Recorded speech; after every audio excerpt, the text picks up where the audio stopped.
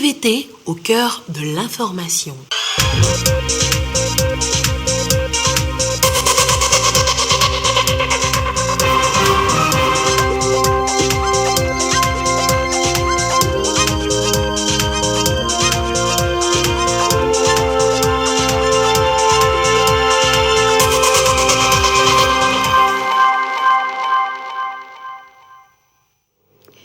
Bienvenue à tous, l'actualité du jour, le 8 mars, Journée internationale des droits de la femme, célébrée ce mardi, édition spéciale sur la télévision togolaise avec un journal délocalisé à Ahépé dans le Yotor.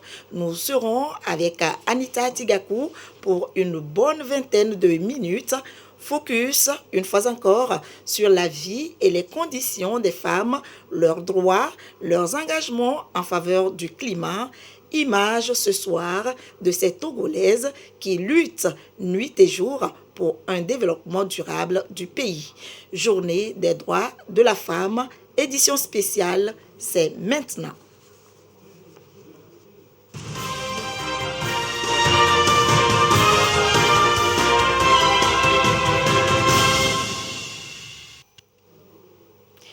Bonsoir à toutes et à tous. Merci de votre présence pour ce journal qui sera largement consacré à la Journée internationale de la femme. La femme est à l'honneur ce 8 mars 2022, journée consacrée à la célébration de la Journée internationale des droits des femmes. Dans un tweet, le chef de l'État Faure Esozimna Gnassingbé s'adresse à toutes les femmes togolaises en ces termes. Je cite: « La Journée internationale des droits des femmes m'offre l'occasion de réitérer ma détermination et celle du gouvernement à maintenir les efforts pour garantir aux femmes dans un environnement propice à leur plein épanouissement. J'invite tous les citoyens à s'engager pour bâtir une société égalitaire où hommes et femmes œuvrent ensemble à l'essor de notre pays. » Fin de citation. Voilà donc pour l'essentiel le message du président de la République, Faure Esozimna Gnassingbé, à l'occasion de la Journée internationale des droits des femmes. Et c'est justement Blita, dans la région centrale, qui a été choisie pour marquer officiellement cette journée au Togo. En toile de fond, la protection de l'environnement. Une rencontre nationale présidée par la ministre en charge de l'action sociale en présence de plusieurs autres membres du gouvernement. Désiré Aloy depuis Blita. Ambiance particulière ici, c'est la journée de 8 mars. Les regards sont tournés vers Blita, au centre du pays, pour répondre à la question « Où en sommes-nous avec les droits de la femme ?» pour plus d'engagement dans le développement durable. Réponse au travers du thème évocateur « Égalité aujourd'hui pour un avenir durable ». C'est un thème qui est choisi pour nous les femmes et nous devons protéger notre environnement. L'environnement, c'est la vie. C'est une bonne manière de nous amener à être les actrices du développement. Quand on coupe un arbre, on doit remettre un arbre à la place. Blita, pour recadrer les acteurs dans cette dynamique au travers des panels axés sur l'égalité et la biodiversité. Contribution de la femme qui mène une offensive quant à l'adaptation et la réponse au changement climatique en faveur de la construction d'un avenir durable. Nous sommes très heureux ce matin de constater que les femmes font du changement climatique leur préoccupation. Les femmes font du changement climatique leur défi du futur. Si nous voulons être en bonne santé, il faut que nous protégeons la nature. Pour le gouvernement, il s'agit d'œuvrer à renforcer la mobilisation autour des initiatives nationales dans l'objectif de mieux faire face au dérèglement climatique et remédier à la vulnérabilité des communautés en prenant en compte leurs besoins spécifiques dans l'action climatique. Par ce thème, il est requis l'attention des États et d'autres acteurs pour la préservation des acquis dans la gestion du phénomène des changements climatiques et dans la conservation de la biodiversité, tout en adoptant une approche qui tient compte du genre. Nous devons capitaliser les bonnes pratiques et enseignements partagés ce matin, en redoublant de vigilance dans l'exploitation de nos terres et de nos forêts. Le thème de l'année 2022 pose des questions de développement durable nécessitant une synergie d'action de tous, hommes et femmes. Un appel donc à l'État pour une prise de conscience générale sur des actions humaines, entre autres l'origine du phénomène du changement climatique. Partage d'expériences et d'idées tout au long de la journée. Plusieurs intervenants, le Premier ministre Victoire Toméga-Dogbé, des ministres et autres femmes exemplaires se sont succédés pour prodiguer d'utiles conseils aux différents groupes de jeunes filles bénéficiaires des programmes d'excellence. Christine Péteki-Alvoudé nous en dit plus. Je me demande comment est-ce que vous avez pu cultiver cette confiance en vous là, au fil du temps, au fil des années et dans chacune de vos expériences. Comment renforcer sa position de leader et sa maturité professionnelle. Ces jeunes filles veulent maîtriser les bonnes pratiques. Le Premier ministre et 4 autres modèles de réussite les inspirent. Elles incitent à mieux faire. L'attitude professionnelle, la fidélité à ses valeurs et surtout la loyauté sont des éléments importants pour leur réalisation au sein de la société. Premier ministre aujourd'hui, Victoire Toméga-Dogbé a débuté sa carrière professionnelle stagiaire dans une société de la place. Preuve que le meilleur n'est pas forcément ailleurs. Pour elle, le gouvernement est toujours prêt à offrir des facilités, mais il faut faire la différence pour avancer et se réaliser. Nous sommes à l'écoute pour voir comment nous pouvons toujours nous ajuster et proposer quelque chose encore de mieux. Quand on parle de promotion de la femme, je pense en priorité à la majorité qui n'a pas accès à des services sociaux de base, qui n'a pas accès à des financements pour se prendre en charge, etc. Je pense plus à ça. Et dans ce domaine, oui, nous avons des programmes et aujourd'hui, nous avons des résultats. Les participantes ont appris, elles repartent très enrichies. Il faut s'ouvrir au monde, vouloir apprendre et apprendre beaucoup pour être incontournable et indispensable dans son domaine. Il y aura beaucoup plus d'embûches que nous le pensons, mais il faudra se relever à chaque fois que nous ferons des chutes. Le réseautage, autre piste de réussite conseillée aux jeunes. Le gouvernement a choisi cet instant pour célébrer les victoires. Il est soutenu dans sa dynamique par le programme des Nations Unies pour le développement PNUD. Je vous l'annonçais au sommaire, direction maintenant AREPE dans le Yoto pour la suite de ce journal spécial 8 mars AREPE où nous retrouvons Anita Atigakou. Bonsoir Anita. Bienvenue à AREPE dans le Yoto. De ce rond-point, c'est à 10 km de Tabligbo, mais de Lomé, nous sommes à 70 km. Ici, dans cette zone rurale, les femmes s'illustrent à travers plusieurs activités génératrices de revenus. Et c'est également le cas de ces femmes de Bagbé, dans la ville. Elles produisent à leur manière du jus d'ananas. Leur savoir-faire dans ce reportage de Marie-Ange Bida. Sans un regard aux engins sur cette route de Bagbé, Akolé et Angèle, la tête déjà dans leur journée de travail. Elles ont déjà du retard sur le programme du jour. À la ferme, les autres femmes sont déjà à la tâche. Avant de rejoindre le groupe, petit détour par la case protection.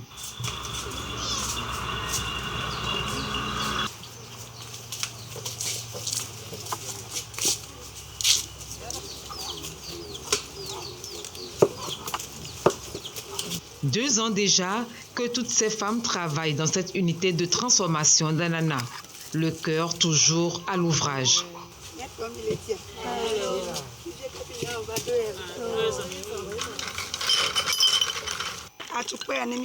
Nous lavons ces bouteilles, après nous les faisons bouillir. Ensuite, nous les enlevons du feu pour y mettre le jus. Et enfin, nous les remettons au feu. Laver, récurer, le quotidien du premier groupe.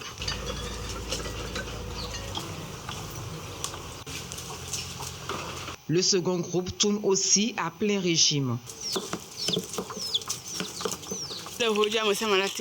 C'est un travail facile que tout le monde peut faire. Un travail de femme que même les hommes peuvent faire. Cela nous aide pour la scolarité des enfants et leur apprentissage.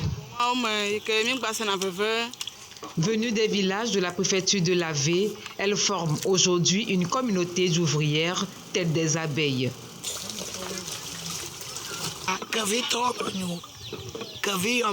Je suis de Keve Yometi. C'est ma soeur qui m'a amené ici. C'est très bon. C'est mieux que de calomnier. Avec cet argent, nous achetons ce que nous voulons. Comme le travail est intéressant, nous avons préféré inviter nos amis. Nous nous aimons en toute fraternité. Kossi, promoteur, toujours au plus près de ces femmes. Sans elles, difficile de monter son business. Le projet a besoin des femmes parce que la domaine de jus, c'est pour la propreté. Donc les femmes sont là pour laver des choses, pour bien approprier les choses. Parce que par rapport aux hommes, c'est difficile à laver les choses, à approprier les choses. C'est pourquoi nous avons engagé beaucoup de femmes. Sans les femmes, ça ne peut pas aller. Près de 1500 bouteilles sortent chaque jour de cette unité artisanale, grâce à ces femmes toujours au four et au moulin. Parfois avec du renfort. Mis en bouteille, le produit est pasteurisé pendant 4 heures de temps. Du jus d'ananas bio produit au Togo, l'initiative est portée par un homme, mais la chaîne de production est essentiellement assurée par des femmes braves, des femmes comme on en trouve un peu partout au Togo. À l'utile, elles joignent l'agréable.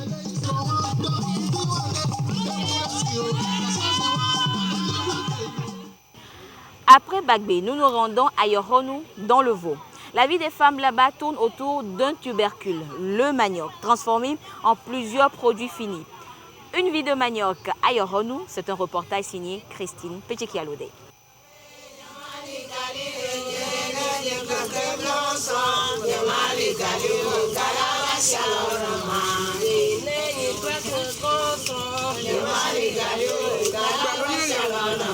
Comme souvent le samedi, les femmes du groupement Famille Kolping se retrouvent. Leur activité, le manioc. Nous sommes à Yoronou, dans le Vaud. Transformé en pâte, le manioc est ensuite grillé.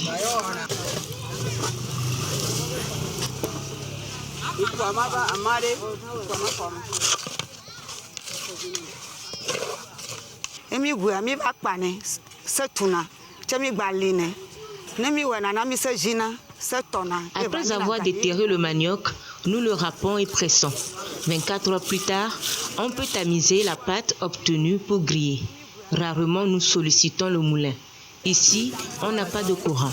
Nous râpons à la main. Nos clients viennent aussi de Lomé.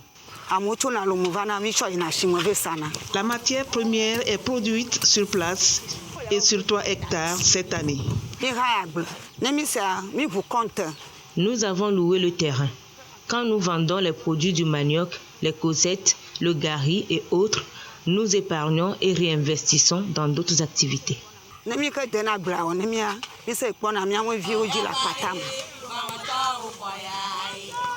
Loumonsi est veuve et membre du groupement depuis 5 ans. Pour elle, le manioc est devenu une source de revenus.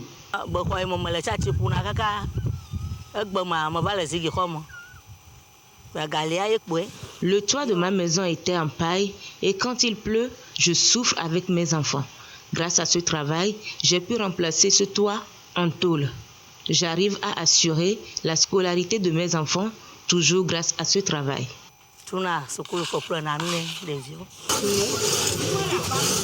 Désormais pour Loumonsi, l'avenir se conjugue avec le manioc.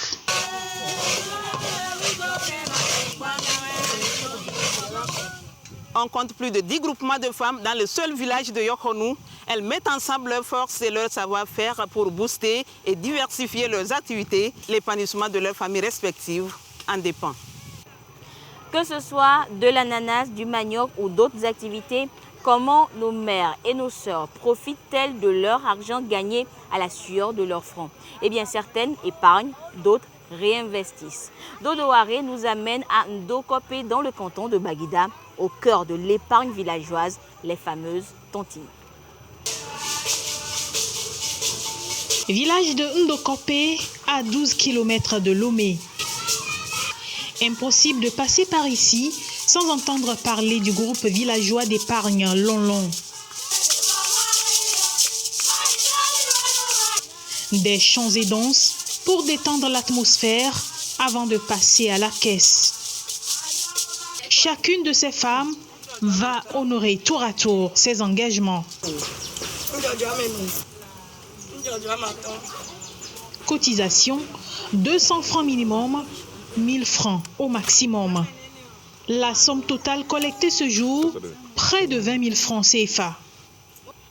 Lolo, Dija, Lolo, Dija, Abadito,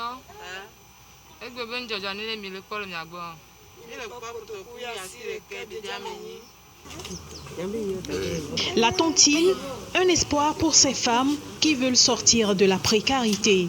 Ce qui les motive, des projets personnels ou collectifs. Cette épargne nous aide beaucoup.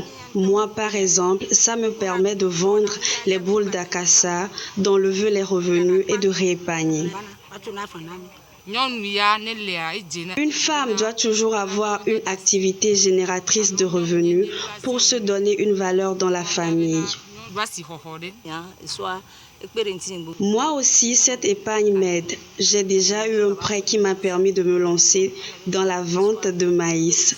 J'ai pu payer l'écolage de mes enfants avec les revenus et actuellement, je suis en train de rembourser le prêt. Akpene a également eu droit à un crédit dans cette banque locale. 30 000 francs investis dans le fumage du poisson.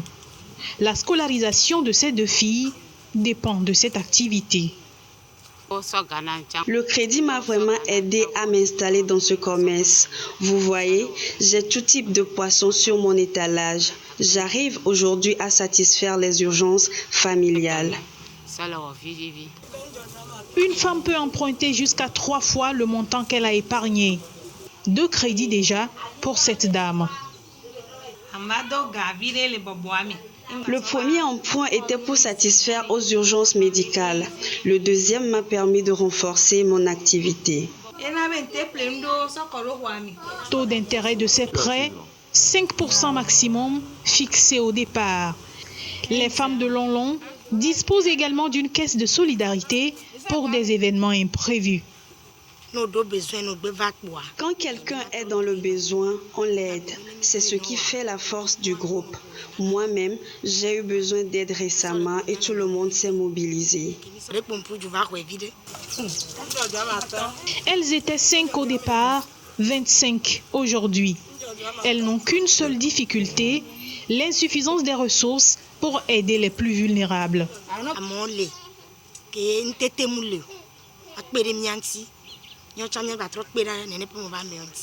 Elles peuvent déjà compter sur le régent, toujours prêt à leur apporter son appui. Grâce à cette épargne villageoise, les femmes de Ndokopé gagnent en autonomie financière. Elles renforcent leur position dans leur famille et surtout, elles participent au développement de leur communauté.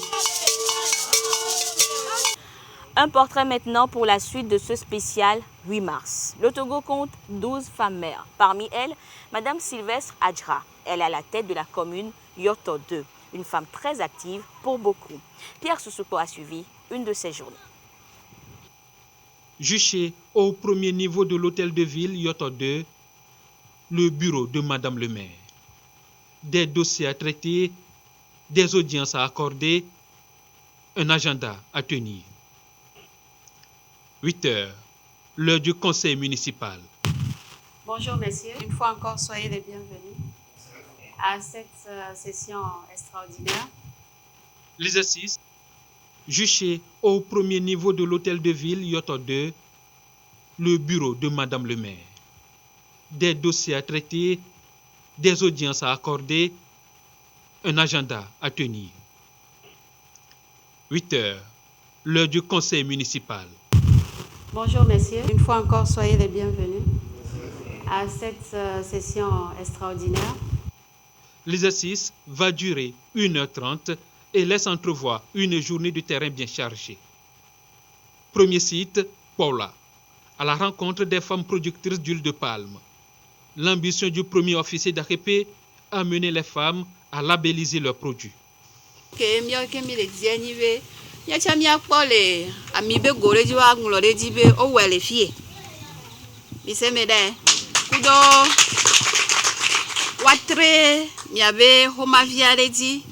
Au plus près d'elle, le maire Adra, admirative. Ce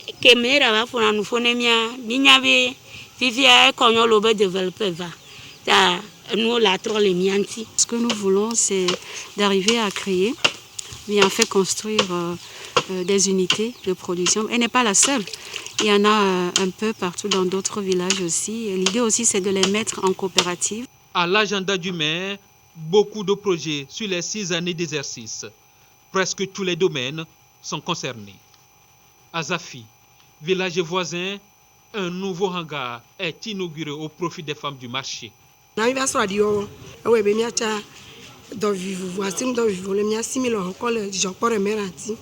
Le même soutien, la même attention aux jeunes filles du centre de formation Père Louis d'AREPE. Son appui pour l'employabilité des apprenants une fois sortis d'ici. Dernier site de la journée, ce chantier de piste rurale. Sylvestre Adra veut s'assurer de l'avancée des travaux. Une journée marathon pour l'élu, portée par ses ambitions pour la commune. Tout est à faire pratiquement dans tous les domaines. Et si je veux parler en termes d'infrastructure, il y a beaucoup à faire. Nous avons des besoins dans le domaine éducationnel. Au niveau de la santé, il reste encore à faire. Les infrastructures socio-économiques, nos marchés. Seule femme parmi les conseils municipaux, le maire Yoto 2 peut compter sur le soutien de ses collaborateurs. Elle est dynamique, elle est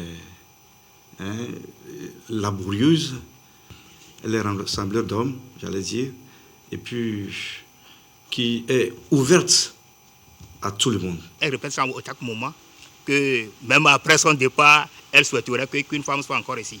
Là, ça va motiver nos sœurs à aller plus de l'avant, à aller à l'école. Il y a certains problèmes que nous, on n'arrive pas à régler, mais quand on vient à son niveau, en tant que mère, elle sait quelle solution apporter à ces problèmes-là.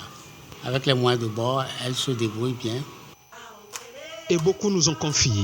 Le jeune maire a beaucoup d'initiatives. Il faut juste que les moyens l'accompagnent.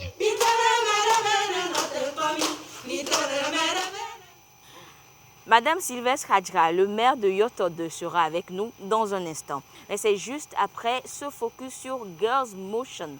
C'est une association de jeunes filles. Elles aspirent à l'excellence. Elles échangent régulièrement avec des mentors, des modèles. Une de leurs causeries débat avec Abidé Niatingbe.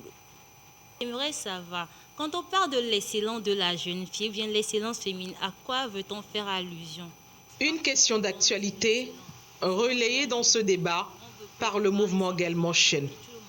Discussion nourrie pour amener ces jeunes filles à intégrer la notion d'excellence et la traduire dans leur vie de tous les jours. L'excellence, ça va être de faire de son mieux. Je dis toujours faire de son mieux. Ça ne veut pas dire qu'on va forcément travailler plus que les autres, etc. Nous avons tous des capacités différentes. Mais quand vous choisissez un cursus, il faut le faire bien. C'est tout un travail d'apprentissage qui va vous emmener à une certaine expérience que vous allez apporter à la société. Ne jamais abandonner, s'accrocher. En minimisant les obstacles, le regard toujours rivé sur l'objectif. Les femmes qui ont réussi sont étiquetées de certains préjugés. Pensez-vous que l'excellence seule suffit pour braver ces préjugés-là? Non, la jeune fille qui est confrontée à ça, ce qui est sûr, c'est qu'il faut une certaine force de caractère pour que cela glisse sur toi comme de l'eau sur les plumes d'un canard. Parce que ce n'est pas à tout qu'on doit forcément réagir de façon épidermique. Medinatou, elle, évoque un autre aspect du sujet. Parlant de l'excellence académique, quelles sont les conditions que les parents à la maison doivent mettre en place? Il n'y a pas que l'école dans la vie. Il y a l'école de la vie aussi, elle-même. Le ménage en fait partie. Maintenant, selon la structure familiale que vous avez, il va falloir apprendre à discuter avec vos parents. L'excellence de la jeune fille, Abra, livre des recettes. Quand vous ne vous aimez plus parce que vous avez trahi vos propres valeurs, on peut faire de vous ce qu'on veut. Et l'excellence, ce n'est pas ça. L'excellence, c'est de se tenir à ses valeurs. Après ces échanges de plus d'une heure, les filles devraient désormais faire face à leur destin. Une personne excellente pour moi, c'est une personne qui impacte sa communauté, une personne qui mène des réflexions pour se construire et construire les autres également. L'excellence, c'est savoir dépasser le soi et aller au-delà des limites qu'impose la société. Le mentor est soulagé d'avoir en face la jeunesse togolaise consciente des choix à faire. J'ai des jeunes femmes et des jeunes hommes qui sont entreprenants au-delà de l'école, qui cherchent à se réaliser dans leurs rêves. Et c'est dans ce sens qu'on s'est rencontrés. Susciter l'excellence auprès des jeunes filles togolaises, c'est une dynamique insufflée par les plus hautes autorités. En témoigne ici même au Togo, il y a un an, du lancement du programme d'excellence pour les femmes en Afrique. Avec nous, comme promis, Madame Sylvestre Adjra, maire de Yoto 2. Madame, bonsoir. Bonsoir, Madame. Alors, Madame, être maire et être femme et maire d'une commune, est-ce toujours une exception ou c'est désormais dans l'ordre normal des choses? Je dirais que c'est devenu normal. Déjà que ce n'était rien d'exceptionnel puisque avant les élections locales, notre pays s'était résolument tourné vers l'égalité genre. Donc je dirais que c'est dans l'ordre normal des choses. Alors nous avons suivi Girls Motion, cette association de jeunes filles qui aspirent à être des leaders de demain, mais elles vivent en ville. Alors est-ce que l'élan est toujours le même aussi en milieu rural où les parents ont toujours cette idée d'une fille à l'école, cela n'aboutira à rien, pour paraphraser Seydou Badian? Écoutez, Madame Anita, d'ici peu, les filles de Lomé ou bien de la grande ville seront surprises de voir celles qu'elles qualifient de milieu rural les dépasser. Les parents sont conscients qu'aujourd'hui, ce que le garçon peut faire, la fille peut le faire des fois même mieux que le garçon. Donc ce n'est plus difficile, ou bien je dirais que c'est normal. Et moi et les conseillers, nous les encourageons à exceller. Et comme je l'ai dit tantôt, d'ici peu, vous verrez, ça va changer. Merci beaucoup, Madame. Je vous en prie. On en vient à une question tout aussi importante ce 8 mars. Que font les hommes pour la promotion de la femme? On appelle ça le He for She. Comment se traduit-il? Les réponses dans ce sujet de Ulrich Amega. Un peu plus de 17 heures dans ce restaurant de la place. Comme à l'accoutumée, Patrick le patron, en plein échange avec les filles avant le début des activités. Dans ce service, ce sont elles en première ligne. Dans tous mes postes clés que vous remarquerez dans mon entreprise ici, surtout en salle, toutes mes responsables et mes chefs d'équipe sont des femmes. L'image de la femme togolaise est toujours une femme qui a une place importante. C'est une femme qui est combattante. J'ai remarqué que les femmes ont une tendance à garder toujours plus de calme dans des situations critiques. Outre la restauration, les femmes sont de plus en plus sollicitées ailleurs, dans d'autres services. Les finances, l'agriculture ou encore les bâtiments, on en compte davantage qui se font distinguer au même titre que les hommes. En matière de capacité intellectuelle, de gestion, les hommes n'ont pas plus de capacité que les femmes, pour peu que les femmes ont les prérequis. Au niveau de nos structures même, nous avons une stratégie genre qui consiste à faire en sorte que les femmes ne soient pas que les assistantes, mais que ce soit des responsables. Ce qui fait que chez nous, notre chef comptable, c'est une femme.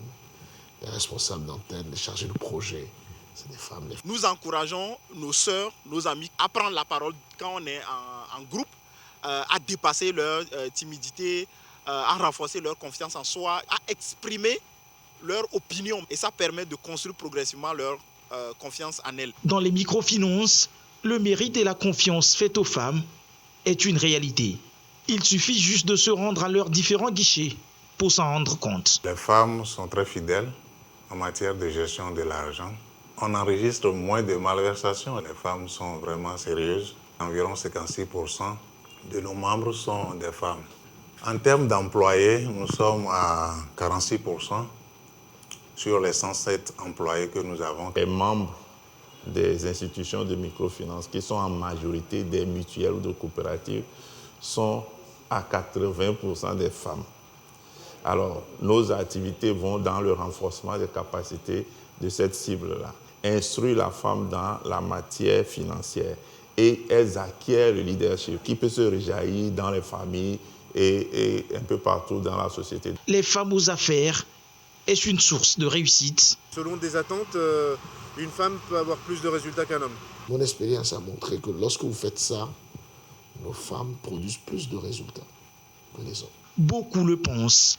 Pour un avenir durable, promouvoir l'égalité, c'est donner plus de chances à la réussite.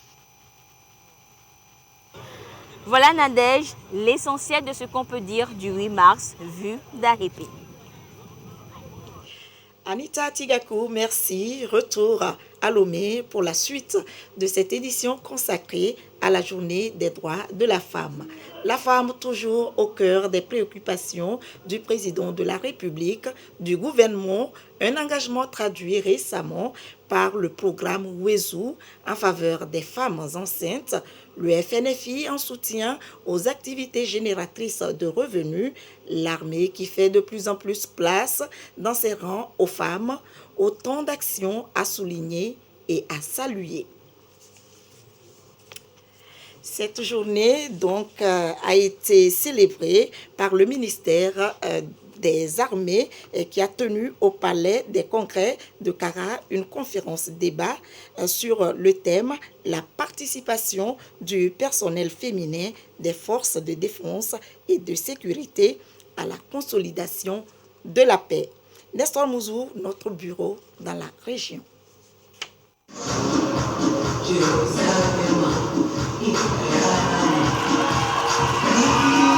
Le 8 mars, célébré par le ministère des Armées à Kara, dans le 4e secteur militaire, secteur faisant partie de la 2e région militaire du pays.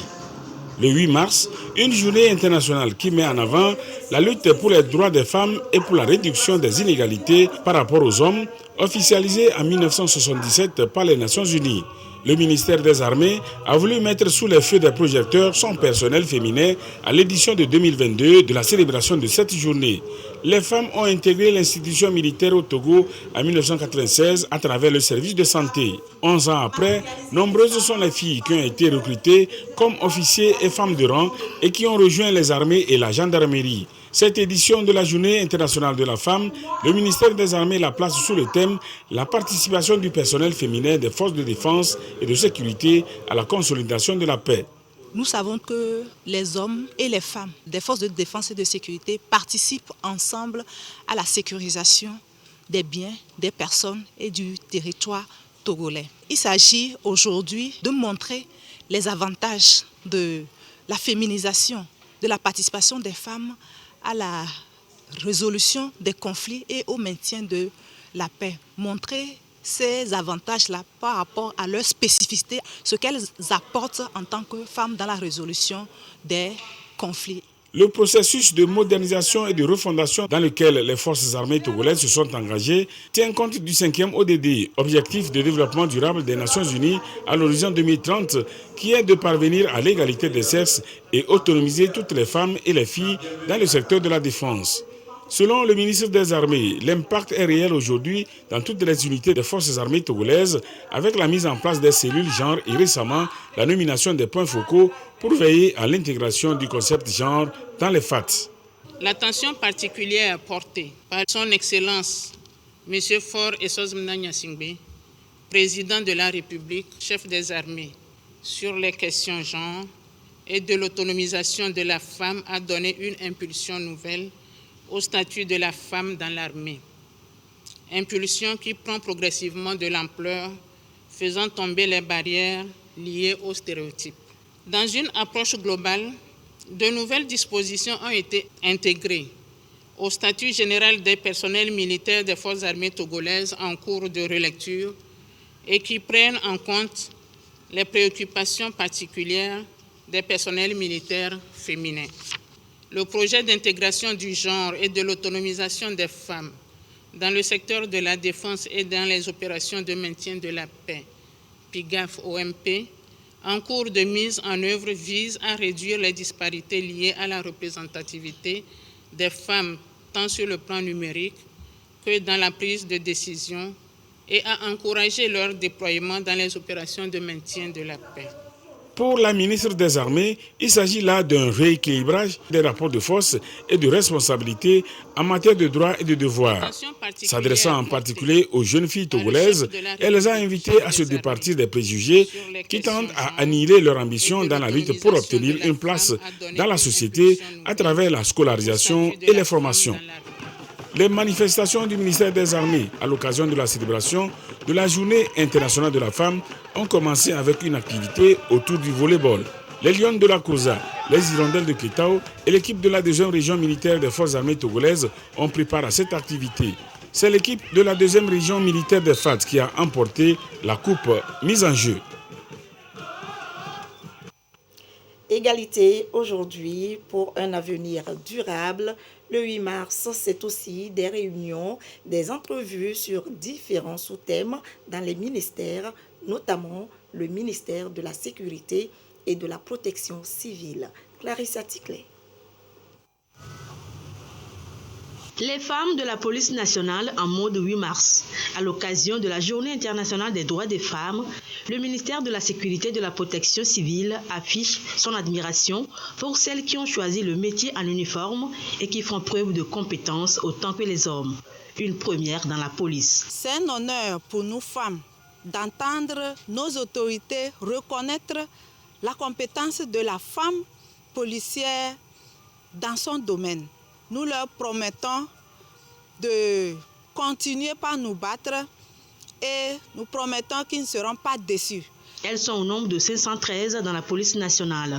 Ensemble avec les femmes de l'ANPC, elles ont revisité leur mission au sein de la police. Le ministre de la Sécurité et de la Protection civile les a encouragées à l'effort et à la compétence. Aujourd'hui, les femmes doivent chercher à aller au-delà. Nous avons au sein de la police des femmes qui commandent des unités. Et elles sont aussi compétentes que les hommes. Ça doit être préservé. Elles doivent même chercher à aller au-delà.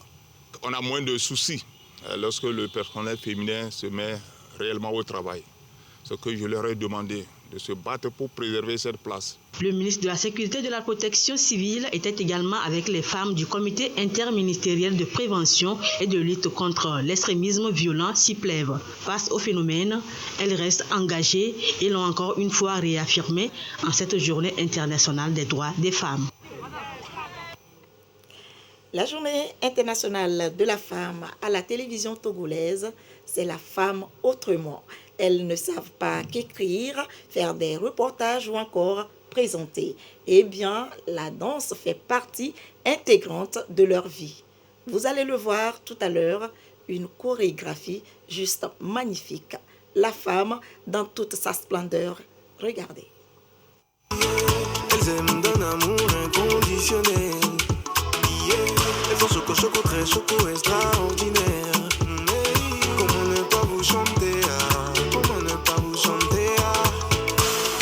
Femme africaine, vêtue de sa couleur qui est vie, sa forme qui est beauté, une grande guerrière. Oui. Femme africaine, naturelle, sensuelle et gentille, c'est Dieu qui t'a donné tête particulière. Oui. Mama,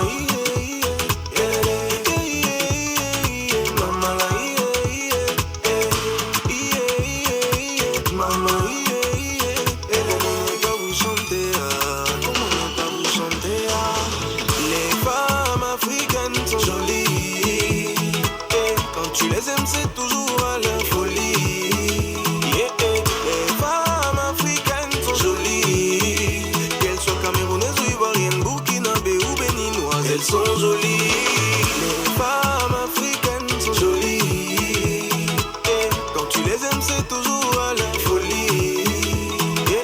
Les femmes africaines sont jolies, qu'elles soient togolaises ou maliennes, sénégalaises ou gabonaises, elles sont jolies. Si vous aimez les problèmes, vous serez toujours nos reines. On fera tout ce que vous voulez, on fera tout ce que vous voulez.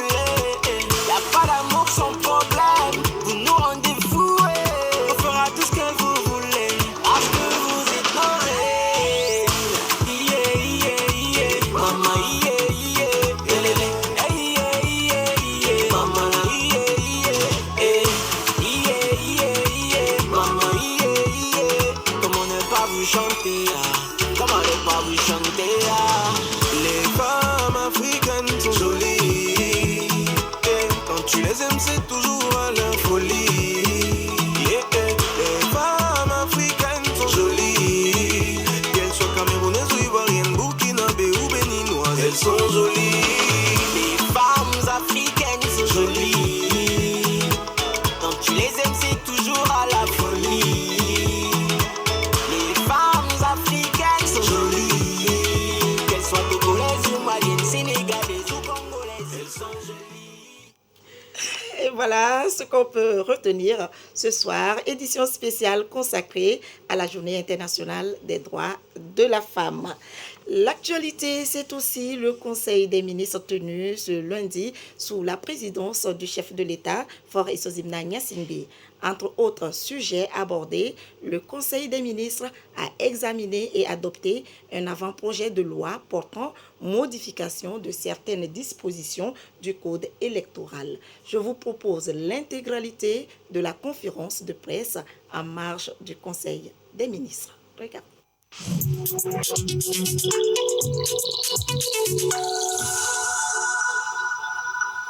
Alassani Anta au journal Nouvelle Opinion. Le gouvernement a examiné le projet fixant les conditions et modalités de mise en œuvre du télétravail.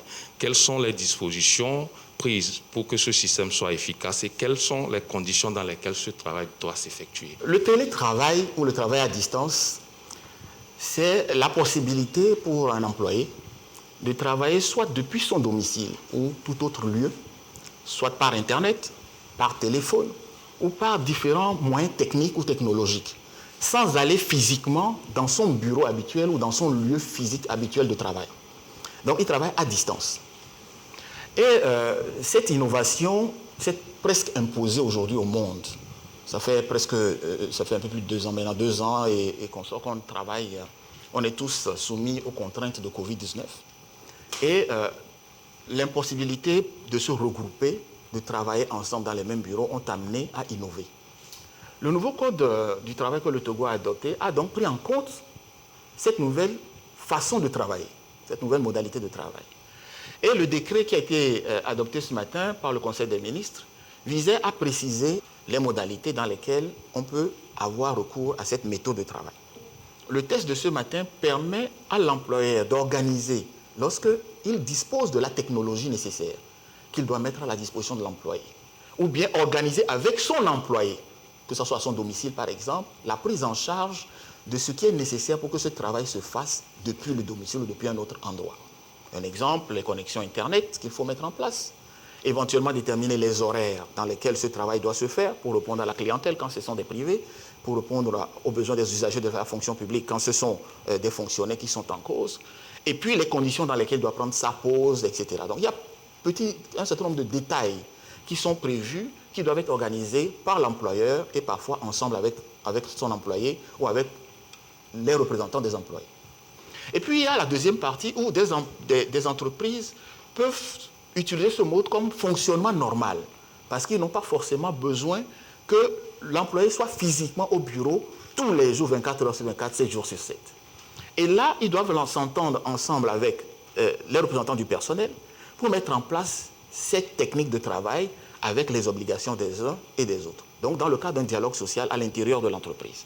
Le décret organise donc ces deux façons d'aborder la question du télétravail, soit en situation exceptionnelle et la disponibilité de la technologie, soit comme mode de fonctionnement de l'entreprise ensemble avec le personnel ou dans les modalités de fonctionnement de l'entreprise ensemble avec le personnel dans le cadre d'un dialogue social. Donc voilà à peu près les deux cadres dans lesquels ça se passe et les conditions sont prévues par le décret. Moi, c'est Jean-Aimé Ankou de la presse.com. Alors, mon intervention va porter sur la loi électorale. Dites-nous quel est le contenu de ce texte et quelles sont les implications pour les citoyens. Le texte, le projet de loi qui modifie le code électoral ce matin, vise trois choses. La première, c'est de définir la circonscription électorale qui va servir pour l'élection des conseillers régionaux. On est dans une région comporte plusieurs préfectures. Donc le texte retient que la préfecture est la circonscription électorale dans laquelle vont être élus les nouveaux conseillers qui vont ensuite aller siéger au niveau régional. Un peu comme l'Assemblée nationale, les députés sont élus dans les circonscriptions électorales qui sont les préfectures et viennent tous siéger à l'Assemblée nationale à Lomé.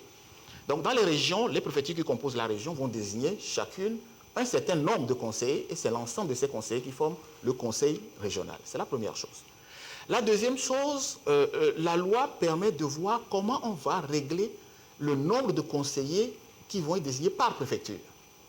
Par exemple, si dans une région, il faut élire une quarantaine de conseillers régionaux, il y a une clé de répartition qui va faire que chaque préfecture va avoir un certain nombre de conseillers à élire. La loi précise également les modalités. Ces modalités vont être définies et affinées par un décret plus tard. Et puis la troisième chose, c'est que initialement le code électoral prévoyait qu'on puisse avoir un quart de chaque liste électorale comme suppléant. Désormais, on propose d'avoir, au lieu d'un quart, la moitié, donc 50% de la liste, qui seraient des suppléants pour pouvoir remplacer éventuellement les conseillers qui seraient élus s'il y avait une question d'incompatibilité, de décès, on ne le souhaite pas, de maladie ou toute cause qui pourrait faire que le conseil élu ne puisse pas siéger. Donc voilà les trois innovations qui sont apportées par la modification qui est proposée ce matin sur le code électoral. Alors, monsieur le ministre, bonjour. Moi, c'est Yves Dossou, le Blanc-Sud, journaliste à Radio Canal FM. Mon intervention va porter sur le projet de décret fixant les conditions et modalités de mise en œuvre du travail intérimaire. Alors, monsieur le ministre, dites-nous quel est l'intérêt de ce projet? Alors, ce qu'on appelle travail intérimaire, techniquement, c'est lorsqu'une entreprise a un employé ou une employée qui est indisponible, elle a besoin, pendant le temps d'indisponibilité, d'avoir quelqu'un pour assumer les fonctions que cet employé assumait avant. Le décret de ce matin visait surtout à préciser les conditions dans lesquelles on peut créer une entreprise d'intérim pour éviter, bien évidemment, que des fraudes s'installent. Qu'on puisse voir comment le rapport va s'organiser entre l'employé qui est recruté par l'entreprise d'intérim, qui est placé dans une autre entreprise, comment il va être placé, sous quel type de contrat il va être placé, pour quelle durée maximum il va être placé, en respectant le code du travail, quels sont ses rapports dans l'entreprise dans laquelle il travaille. Le but étant de sécuriser l'employé, nos concitoyens, nos jeunes, et puis de faire en sorte que certains esprits malveillants n'exploitent pas, si vous voulez, ce créneau pour escroquer des demandeurs d'emploi qui souhaitent véritablement être placés dans une entreprise. Alors, monsieur le ministre, alors dites-nous, ces entreprises, ces sociétés intérimaires qui exerçaient par le passé, comment elles peuvent se formaliser à l'aune de cette nouvelle loi? Alors, le Code du travail fixe un certain nombre de règles, dont la possibilité de se déclarer. Le décret ce matin également précise les conditions dont il faut un agrément du ministre du Travail. Ça veut dire que toutes les entreprises qui existaient, je parle bien des entreprises, et pas des personnes physiques, individus qui faisaient de l'intermédiation. Les entreprises doivent se remettre en règle en tenant compte des nouvelles conditions qui sont fixées. Le ministre du Travail apportera au besoin par arrêté des précisions sur les différentes pièces à fournir, les délais, etc. pour régler ce problème-là. Au fur et à mesure, on aura une information précise sur les conditions à remplir qui seront apportées par le ministre du Travail. Mais ce qu'on veut surtout, ce sur quoi je voudrais insister, c'est de dire qu'il s'agit bien d'entreprises et non d'individus. Il s'agit de se confier à des entreprises qui sont connues, dont on connaît le siège, on connaît l'adresse, de sorte que s'il y a une difficulté quelconque dans la mise en œuvre, que vous puissiez vous rapporter aux inspecteurs du travail, aux contrôleurs du travail, pour qu'ils puissent s'assurer que ces dispositions sont bien respectées. Je reviens un peu sur le projet portant code électoral, c'est-à-dire l'avant-projet de la loi portant code électoral. Dans quel cadre le gouvernement entend organiser les futures élections régionales quand on sait qu'il y a une frange d'opposants aujourd'hui qui estiment que ces élections ne sont pas nécessaires? Vous savez, la mise en place des des régions ou des conseils régionaux est aujourd'hui un impératif. Je voudrais vous donner juste une image. Considérez que vous voulez construire une maison à étage. Aujourd'hui, le rez-de-chaussée, ce serait les conseils municipaux que nous avons mis en place. Et puis le deuxième étage, c'est l'État. Vous n'avez pas de premier étage. Si vous n'avez pas de premier étage, votre maison à étage, je crois qu'elle ne tiendra pas longtemps. Or, nous avons choisi un modèle d'organisation de l'État qui est basé sur ces 3 niveaux. Les conseils municipaux, les conseils régionaux et l'État. Et chaque niveau a des responsabilités. 2 exemples, les communes aujourd'hui sont chargées de l'école primaire et des centres de santé primaire. Quand vous arrivez, les collèges, initialement on avait prévu de les confier à la préfecture. En temps, on a supprimé le degré de préfecture pour ne pas alourdir l'organisation et on les a confiés à la région. Si vous prenez aujourd'hui les lycées ou les lycées techniques, ils sont censés être appuyés par les régions, donc les conseils régionaux. Si vous n'avez pas de conseils régionaux, donc vous avez des lycées qui seront orphelins. L'État les porte pour l'instant. Mais l'objectif, ce sont les régions qui doivent porter ces lycées techniques. Donc si vous ne les mettez pas en place, il y a un échelon qui vous manque et il y a des gens qui sont laissés pour compte. La décentralisation, c'est d'abord un processus d'organisation du développement, avant d'être un processus politique par l'élection. Donc si vous ne tenez pas en compte ces 3 niveaux, naturellement, il y a un chaînon qui manque dans votre développement. Donc il est aujourd'hui impératif de finir notre construction avec nos 3 niveaux, les collectivités et les communes qui sont en bas, les régions et avoir l'État, et que les 3 puissent assumer chacune leur fonction pour que le citoyen puisse bénéficier des services qu'il attend de chacune des niveaux. Donc c'est un impératif de développement et un impératif humain avant d'être un impératif politique. Naturellement, pour désigner, nous sommes en démocratie, il faut passer par l'élection. C'est là où la question de l'élection devient importante, il faut l'organiser. Alors c'est vrai, on entend dire que les communes actuelles, toutes les communes n'ont pas une gestion vertueuse ou satisfaisante. C'est vrai, mais qui s'est levé un matin et a commencé à marcher tout seul. Il est important de commencer d'abord à ramper, à aller à 4 pattes, à se lever, à tomber, à se relever encore. Je ne dis pas ça pour justifier, mais pour dire que nous sommes dans un apprentissage et que même les pays qui ont déjà un niveau de décentralisation de plusieurs dizaines de décennies, on leur fait encore des reproches. Donc nous apprenons progressivement la décentralisation et avec les régions, nous les apprendrons également progressivement de sorte que dans les années à venir, au bout de 2, 3, 4 mandats ou 5 mandats de ces collectivités, qu'on commence à avoir des gens qui sont suffisamment rodés pour pouvoir prendre en charge ces fonctions. Et puis n'oubliez pas une dernière dimension, c'est que la décentralisation, c'est aussi notre vivier pour les fonctions nationales. Il ne s'agit pas de faire de la polémique politicienne là-dessus, en disant c'est opportun, c'est pas opportun, c'est coûteux, c'est pas coûteux. Aujourd'hui, c'est indispensable d'achever. Et puis une dernière dimension qui ne nous a pas échappé, c'est que nous avons commencé à finaliser les institutions constitutionnelles. Et nous avons commencé à les réformer, à avancer. Aujourd'hui, il faut finir avec notre Parlement à 2 chambres, dont le Sénat. Or, le collège électoral du Sénat est composé des conseillers municipaux, qui sont déjà élus, et puis des conseillers régionaux qu'il faudra élire. Tant que nous ne les avons pas élus, nous ne pouvons pas avoir le collège électoral qui va élire les 2 tiers des sénateurs à venir, et donc le Sénat ne pourra pas être mis en œuvre et en place. Or, le Sénat, c'est une des chambres qui sont liées à la décentralisation, au développement du territoire. Et donc, il est important que nous puissions finaliser également ce Sénat pour qu'il puisse exercer véritablement ses compétences en termes d'aménagement du territoire et de développement des terroirs. J'aimerais abonder dans le même sens. Alors, dites-nous aujourd'hui, après l'adoption de ce test, est-ce qu'il y a encore d'autres tests à adopter ou quelles seraient les autres phases pour qu'on puisse en faire l'élection régionale, proprement dite? Les étapes à venir, une fois qu'on a adopté ce test qui modifie le code électoral, on avait déjà une loi qui fixait le nombre de conseillers régionaux par région, vous pouvez le consulter. Maintenant qu'on connaît les circonscriptions électorales, la prochaine étape, c'est la mise en place de la Commission électorale nationale indépendante, qui est déjà prévue à l'agenda de l'Assemblée nationale. On espère que d'ici la fin du mois, au début du mois prochain, cette question sera réglée. L'Assemblée a lancé les appels à candidature, vous les avez suivis autant que moi, et elle se réunira pour élire les membres de la Commission électorale nationale conformément aux dispositions du Code électoral. Puis la CENI va ensuite développer son chronogramme électoral. Donc c'est à partir du moment où la CENI est en place que nous aurons la suite du chronogramme, puisque c'est la CENI qui organise les élections, les supervise, etc., et mène toute la procédure, ensemble avec la Cour suprême dans le cas des régions, des élections des collectivités territoriales. Donc, une fois que la CENI sera en place, on aura ensuite la suite du chronogramme et les besoins de tests additionnels vont être exprimés par la CENI une fois qu'elle sera en place avec l'accompagnement du gouvernement, bien évidemment. Alors, Monsieur le ministre, permettez-moi de revenir un peu sur le projet de décret fixant les conditions et modalités de mise en œuvre du télétravail ou du travail à distance.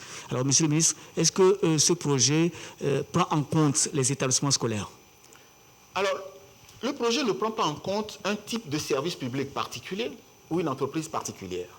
Chaque service public, chaque administration ou chaque entreprise doit vérifier la possibilité que cette méthode de travail s'adapte à ses fonctions.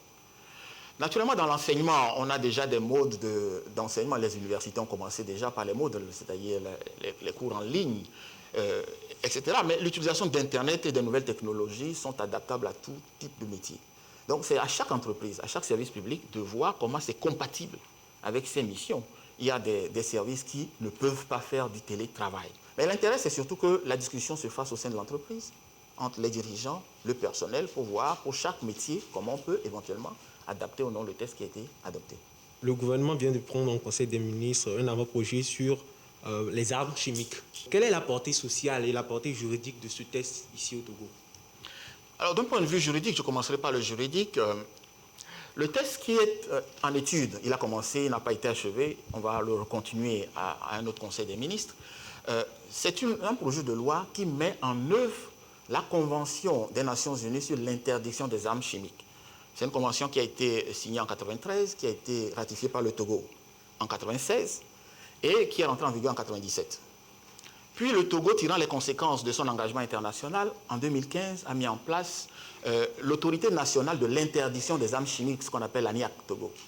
Cette autorité est composée de plusieurs ministères, sécurité, défense, affaires étrangères, etc., qui sont des spécialistes du domaine mines et consorts, et qui vérifie le respect sur des conditions d'importation, d'exportation, d'utilisation, de stockage, de sécurisation, etc., de tout ce qui est produit chimique qui arrive au Togo. À côté de cela, il fallait prendre une loi qui encadre le travail de cette autorité nationale et qui donne aux importateurs, aux utilisateurs de produits chimiques les conditions dans lesquelles ils peuvent importer en territoire togolais ou exporter du territoire togolais des produits de nature chimique.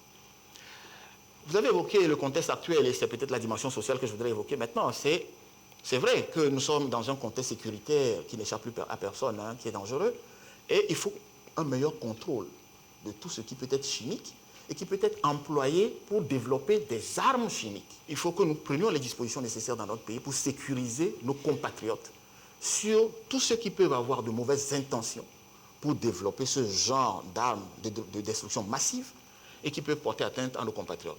Merci, Monsieur le ministre. Moi, je reviens sur l'organisation du marché international de l'artisanat au Togo que vous avez projeté organiser, je crois, fin mars. Vu le contexte du Covid-19, comment le gouvernement compte-t-il mobiliser les artisans pour que cet événement soit une réussite? Alors, le marché international de l'artisanat du Togo est à sa seconde édition. On avait déjà une première édition qui avait été un succès. Le ministère de l'enseignement technique et de l'artisanat et le ministère délégué de l'enseignement technique et de l'artisanat et le ministère des enseignements en général qui portent ce projet ont fait un travail profond avec toutes les chambres de métiers, par préfecture, par région, dans les communes, etc. Et aujourd'hui, tous les artisans sont sensibilisés d'abord aux mesures barrières qui seront mises en place, à la vaccination qui est indispensable. Nous avions dit que la coordination nationale de riposte contre la Covid supervisait toute l'opération. Donc nous avons un déploiement, un regard, un contrôle sanitaire sur cet événement qui est important pour que nous puissions garantir la sécurité des participants, mais également, après le marché, tous nos compatriotes. Donc de ce point de vue, je voudrais vous rassurer, un dispositif est mis en place pour pouvoir accompagner ce marché international qui va se dérouler au Togo. En deuxième dimension, les artisans ont été sensibilisés. J'ai évoqué les chambres de métiers. Mais le gouvernement également va mettre en place un accompagnement des artisans. Pour vous rassurer, quasiment tous les stands qui étaient réservés aux artisans sont déjà presque occupés aujourd'hui. Et nous attendons également la participation d'un certain nombre d'artisans de pays amis qui vont venir. Le but étant de brasser nos artisans avec des artisans d'ailleurs pour qu'ils puissent être ouverts à l'international, mais également qu'ils puissent profiter des facilités de formalisation des entreprises artisanales qui sont mises en place pour leur redonner de la capacité d'être compétitifs sur les marchés. Il y a une autre dimension, c'est faire connaître tous nos produits locaux, produits artisanaux à nos compatriotes, et les amener à consommer du local, produit togolais. Monsieur le ministre, ma dernière question. Le Conseil a écouté une communication relative à la sécurisation de l'approvisionnement en eau potable du Grand Lomé. Alors, monsieur le ministre, qu'est-ce qui explique aujourd'hui la coupure intempestive de l'eau dans le Grand Lomé? Alors, le mot intempestif est peut-être un peu fort, mais on est dans un contexte où, pour vous décrire simplement la situation, nous avons une responsabilité individuelle sur la gestion de l'eau. Dans notre pays, vous avez pu constater vous-même qu'il y a une prolifération de forages. Certains sont sauvages, beaucoup ne sont pas déclarés, mais qui vont tous se connecter à nos nappes souterraines. Nous souffrons aujourd'hui d'une baisse de nos capacités, de nos réserves souterraines. Il faut le savoir.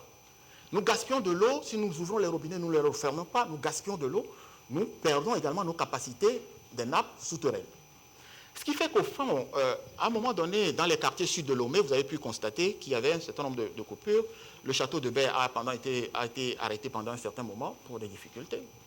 Pour résoudre le problème, le gouvernement a donc dû interrompre parfois la coupure des eaux, a fait 3 forages profonds de plus de 400 mètres pour relancer la consommation de l'eau et la fourniture de l'eau dans les quartiers sud de Lomé, pour une capacité à peu près de plus de 10 000 mètres cubes. Ce sont des forages à haut débit. Et quand on les a lancés, naturellement, il y avait certaines installations qui étaient déjà un petit peu anciennes, qui n'ont pas supporté le choc. Il fallait arrêter pour réparer les canalisations, remettre de nouvelles canalisations. Donc ce travail a amené à des coupures régulières pour les travaux qui étaient en cours et les demandes d'extension qui sont en cours. Dans les quartiers nord également, vous avez vu qu'il y a un développement démographique important. La ville s'est étendue à une vitesse extraordinaire. Et dans la même foulée, la demande en consommation d'eau a été forte également. Dans la période de Covid, en titre de mesure sociale, le gouvernement a baissé le coût des branchements à l'eau. Et on a eu donc un appel d'air. Ce qui fait qu'au fond, on avait projeté un certain nombre d'abonnements qui pourraient se faire. Nos compatriotes ont tellement apprécié la mesure que nous avons eu 6 fois plus de demandes que prévu initialement. Ce qui fait qu'au fond, la connexion de toutes ces personnes aux mêmes bâches dans le nord de la ville a amené à une baisse des débits d'eau.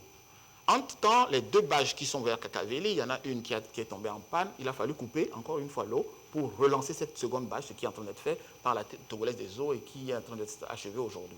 Ce qui fait que la dépendance en eau est partie sur une seule bâche qui expliquait la baisse des débits dans le nord. Pour résoudre toutes ces questions de l'eau aujourd'hui dans Lomé, le ministre de l'eau et de l'hydraulique villageoise a fait la communication de ce matin en expliquant quelles sont les alternatives possibles et notamment vu la baisse des niveaux d'eau que nous avons en souterrain, la possibilité de recourir à ce qu'on appelle les eaux de surface, c'est-à-dire la mer que nous avons en abondance, juste en face de nous, recourir au lac Togo que nous avons, les cours d'eau que nous avons, le Zio par exemple, et étudier toutes les possibilités pour désaliniser l'eau de mer, pour la mettre à consommation, regarder comment on peut traiter l'eau du lac Togo pour pouvoir l'utiliser, et puis regarder les différents cours d'eau que nous avons. C'était l'objet de la communication. Et il y a plusieurs scénarios qui ont été proposés par le ministre de l'eau.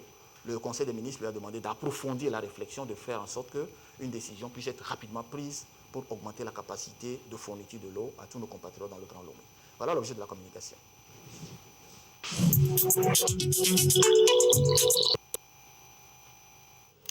Santé et la pandémie de Covid-19 à ce jour, mardi 8 mars 2022, la situation de la pandémie au nouveau coronavirus au Togo se présente comme suit. Le nombre de cas confirmés est de 36 838, 5 nouveaux cas depuis hier.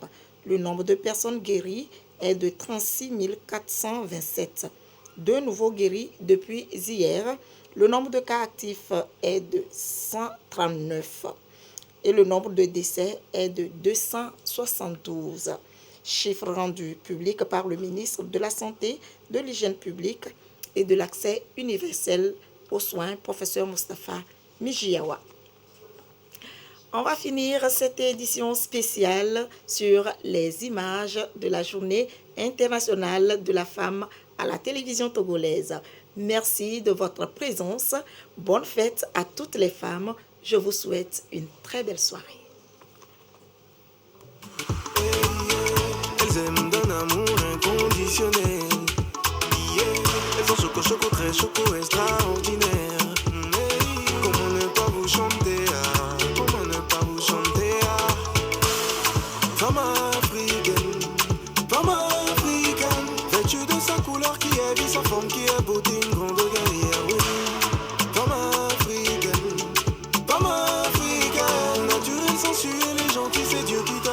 est particulière. Maman,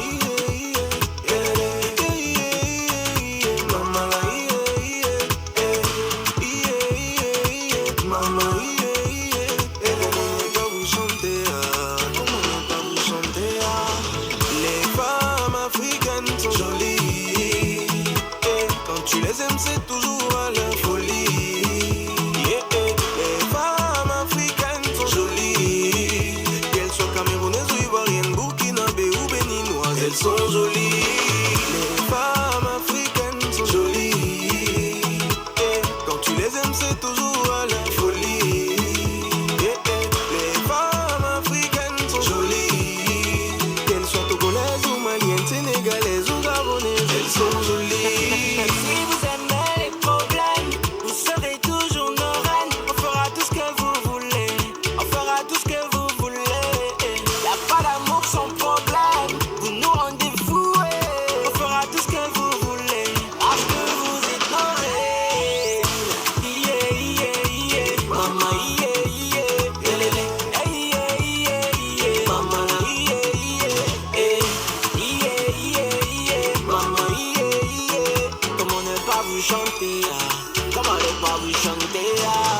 Les femmes africaines sont jolies. Quand tu les aimes, c'est toujours à la folie. Les femmes africaines sont jolies. Qu'elles soient camerounaises ou ivoiriennes, burkinabé ou béninoises, elles sont jolies. Les femmes africaines sont jolies. Quand tu les aimes, c'est toujours à la folie.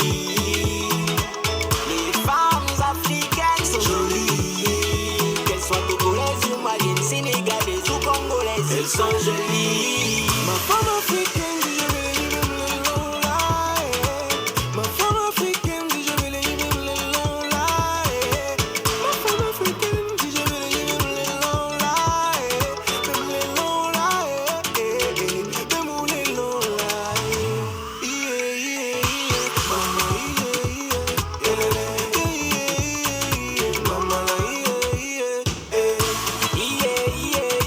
Maman